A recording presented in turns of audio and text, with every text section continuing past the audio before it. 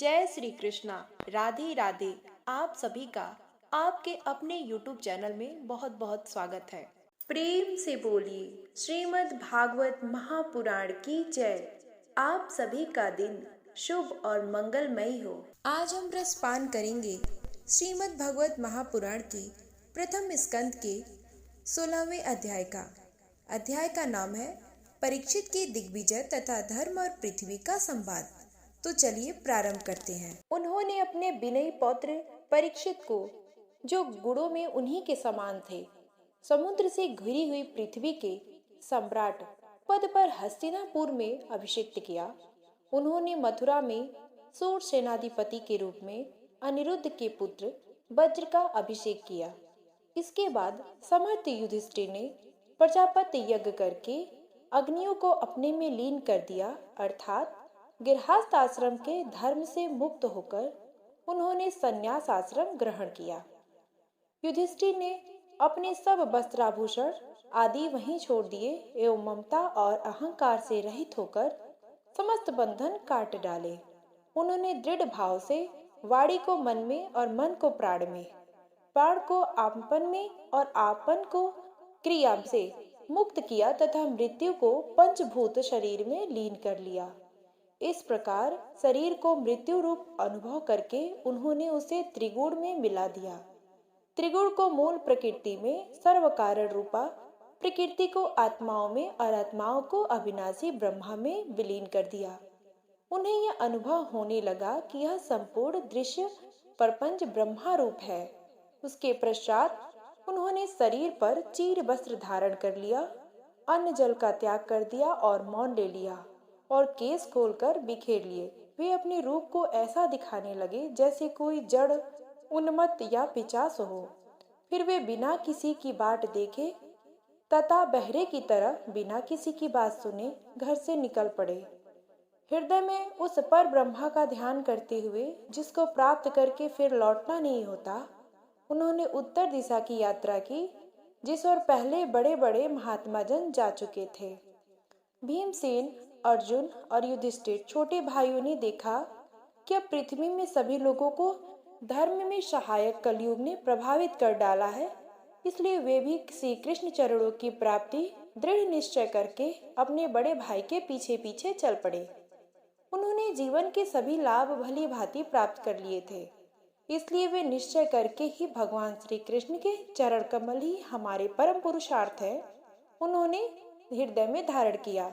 पांडवों के हृदय में भगवान श्री कृष्ण के चरण कमलों के ध्यान से भक्ति भाव उमड़ आया। उनकी बुद्धि सर्वदा शुद्ध होकर भगवान श्री कृष्ण के उस सर्वोत्कृष्ट स्वरूप में अनन्य भाव से स्थिर हो गई, जिसमें निष्पाप पुरुष ही स्थिर हो पाते हैं। फलतः उन्होंने अपने विशुद्ध अंतःकरण से स्वयं ही वह गति प्राप्त की, जो विषयासक्त दुष्ट मनुष्यों को कभी प्राप्त नहीं हो सकती। सैमी एवं श्री कृष्ण के प्रेम वेश में मुग्ध भगवान विदुर जी ने भी अपने शरीर को प्रभास क्षेत्र से त्याग दिया। उस समय उन्हें लेने के लिए आए हुए पितरों के साथ वे अपने लोक यमलोक को चले गए। द्रौपदी ने देखा कि अब पांडव लोग निरपेक्ष हो गए हैं, तब वे अनन्य प्रेम से भगवान श्री कृष्ण की चिंतन करके ही उन्हें प्राप्त हो गई। भगवान के प्यारे भक्त पांडवों के महाप्रणय की इस परम पवित्र और मंगलमय कथाओं को जो पुरुष श्रद्धा से सुनता है, वह निश्चय ही भगवान की भक्ति और मोक्ष प्राप्त करता है।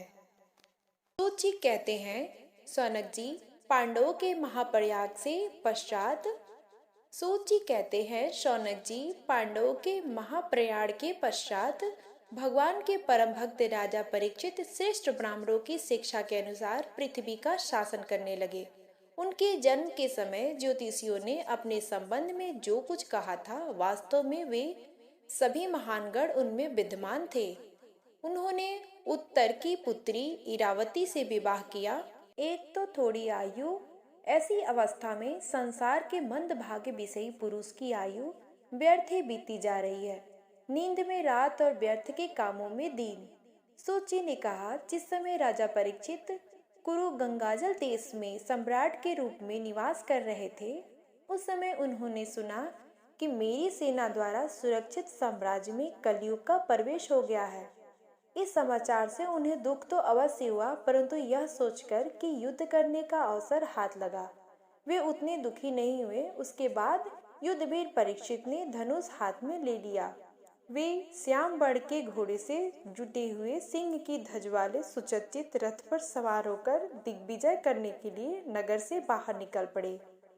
उस समय रथ, हाथी, घोड़े और पैदल सेना उनके साथ चल रही थी। उन्होंने भद्राश, केतुमाल, भारत, उत्तर कुरु और निप्पुरुष आदि सभी वर्षों को जीतकर वहां के राजाओं से भेंट ली। उन्हें उस देशों में सर्वत्र अपने पूर्वज महात्माओं का सुयश सुनने को मिला। उसी यशोगान से पद पद पर भगवान श्री कृष्ण की महिमा प्रकट होती थी। उसके साथ ही उन्हें यह भी सुनने को मिला था कि भगवान श्री कृष्ण ने अश्वत्थामा के ब्रह्मास्त्र की ज्वाला से किस प्रकार उनकी रक्षा की थी। यदुवंशी और पांडवों में परस्पर कितना प्रेम था तथा पांडवों की भगवान श्री कृष्ण में कितनी भक्ति थी। जो लोग उन्हें ये चरित्र सुनाते, उन पर महामना राजा परीक्षित बहुत प्रसन्न होते। उनके नेत्र प्रेम से खिल उठते। वे बड़ी उदारता से उन्हें बहुमूल्य वस्त्र और मणियों के हार उपहार में देते। वे सुनते कि भगवान श्री कृष्ण के प्रेम बस होकर पांडवों के सारथी काम किया, उनके सभासद बने, यहाँ तक कि उनके मन के अनुसार काम करके उनकी सेवा भी की। उनके सखा तो थे ही, दूत भी बने। वे रात को शस्त्र ग्रहण करके विरासन से बैठे जाते और शिविर का पहरा देते। उनके पीछे पीछे चलते, स्तुति करते तथा प्रणाम करते। इतना ही नहीं, उनके प्रेमी पांडवों के चरणों में उन्होंने सारे जगत को झुका दिया। तब परीक्षित की भक्ति भगवान श्री कृष्ण के चरण कमलों में और भी बढ़ जाती। इस प्रकार वे दिन दिन पांडवों की आचरण का अनुसरण करते हुए दिग्विजय कर रहे थे। उन्हीं दोनों उनके शिविर से थोड़ी ही दूर पर एक आश्चर्यजनक घटना घटी, वह मैं आपको सुनाता हूँ। धर्म बालक रूप धारण करके एक पैर से घूम रहा था।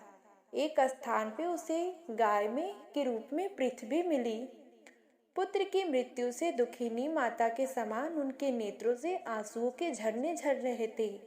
उसका शरीर श्रीहीन हो गया था और धर्म पृथ्वी से पूछने लगा।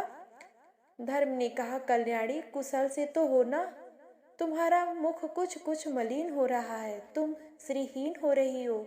मालूम होता है तुम्हारे हृदय में कुछ न कुछ दुख अवश्य है। क्या तुम्हारा कोई संबंधी दूर देश में चला गया है जिसके लिए तुम इतनी चिंता कर रही हो? कहीं तुम मेरी तो चिंता नहीं कर रही हो? अब इनके 3 पैर टूट गए हैं, एक ही पैर रह गया है। संभव है तुम अपने लिए शोक कर रही हो। अब शूद्र तुम्हारे ऊपर शासन करेंगे। तुम्हें इन देवताओं के लिए भी खेद हो सकता है जिन्हें अब यज्ञों में आहुति नहीं दी जाती, अथवा उन प्रजा के लिए भी जो वर्षा न होने के कारण अकाल व दुर्भिक्ष से पीड़ित हो रही है। देवी, क्या तुम राक्षस सरीखे मनुष्य के द्वारा सताई हुई अरक्षित स्त्रियां एवं आर्त बालकों के लिए शोक कर रही हो? संभव है विद्या अब कुकर्मी ब्राह्मणों के चुंगल में पड़ गई है और ब्राह्मण विद्रोही राजाओं की सेवा करने लगे हैं, और इसी का तुम्हें दुख हो। आज के नाम मात्र के राजा तो 16 आने कलयुगी हो गए हैं। उन्होंने बड़े बड़े देशों को भी उजाड़ डाला है। क्या तुम उन राजाओं या देशों के लिए शोक कर रही हो? आज की जनता खान पान, वस्त्र, स्नान और स्त्री सहवास आदि में शास्त्रीय नियमों का पालन न करके स्वेच्छाचार कर रही है। क्या तुम उसके लिए दुखी हो? माँ पृथ्वी, अब समझ में आया हो ना हो, तुम्हें भगवान श्री कृष्ण की याद आ रही होगी, क्योंकि उन्होंने तुम्हारा भार उतारने के लिए ही अवतार लिया था और ऐसी लीलाएं की थी जो मोक्ष को भी अवलंबन हो। अब उनकी लीला स्मरण का लेने पे उनके परित्याग से तुम दुखी हो रही हो। देवी, तुम तो धन रत्नों की खान हो, तो अपने क्लेशों का कारण जिसने तुम इतनी दुर्बल हो गई हो मुझे बतलाओ। मालूम होता है बड़े बड़े बलवानों भी हरा देने वाले काल ने देवताओं के द्वारा बंदनीय तुम्हारे सौभाग्य को छीन लिया है। समय इस लोक से अपनी लीला स्मरण कर ली है और इस संसार में पाप में कलयुग की कुदृष्टि का शिकार हो गया है। यह देखकर मुझे बड़ा शोक हो रहा है। अपने लिए देवताओं श्रेष्ठ, तुम्हारे लिए देवता, पितर, ऋषि, साधु और समस्त वर्णों तथा आश्रमों के मनुष्यों के लिए मैं शोकग्रस्त हो रही हूँ, जिनका कृपा कटाक्ष प्राप्त करने के लिए ब्रह्मा आदि देवता भगवान की शरणागत होकर बहुत दिनों तक तपस्या करते रहे। वही लक्ष्मी जी अपने निवास स्थान कमल वन का परित्याग करके बड़े प्रेम से जिनके चरण कमलों की सुबह छत्रछाया का सेवन करती हैं, उन्हीं भगवन्ना के कमल, वज्र, अंकुश, ध्वजा आदि चिन्हों से युक्त श्री चरणों से विभूषित होने के कारण मुझे महान वैभव प्राप्त हुआ था और मेरी तीनों लोकों में बढ़कर शोभा हुई थी। परंतु मेरी सौभाग्य का अबंत हो गया है। भगवान ने मज अभागिनी को छोड़ दिया। मालूम होता है मुझे अपने सौभाग्य पर गर्व हो गया था, इसलिए उन्होंने मुझे यह दंड दिया है।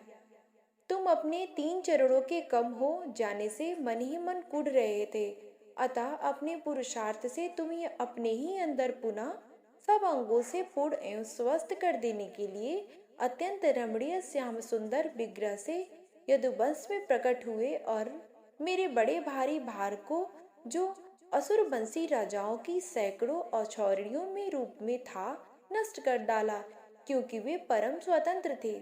उन्होंने अपनी प्रेम भरी चितवन मनोहर मुस्कान और मीठी मीठी बातों से सत्यभामा आदि मधुमयी मणियों को मान से धीरज को छीन लिया था और जिनके चरण कमलों के स्पर्श से मैं निरंतर आनंद से पुलकित रहती थी। उन पुरुषोत्तम भगवान श्री कृष्ण का विरह भला कौन सह सकती है। धर्म और पृथ्वी इस प्रकार आपस में बातचीत कर ही रहे थे कि उस समय राजर्षि परीक्षित पूर्व वाहिनी सरस्वती के तट पर आ पहुँचे। श्रीमद् भगवत महापुराण का 16वां अध्याय समाप्त होता है। 17वां अध्याय हम कल सुनेंगे और जानेंगे उसमें कि राजा परीक्षित के आने के बाद क्या हुआ। कहानी पसंद आए तो वीडियो को एक लाइक जरूर करें।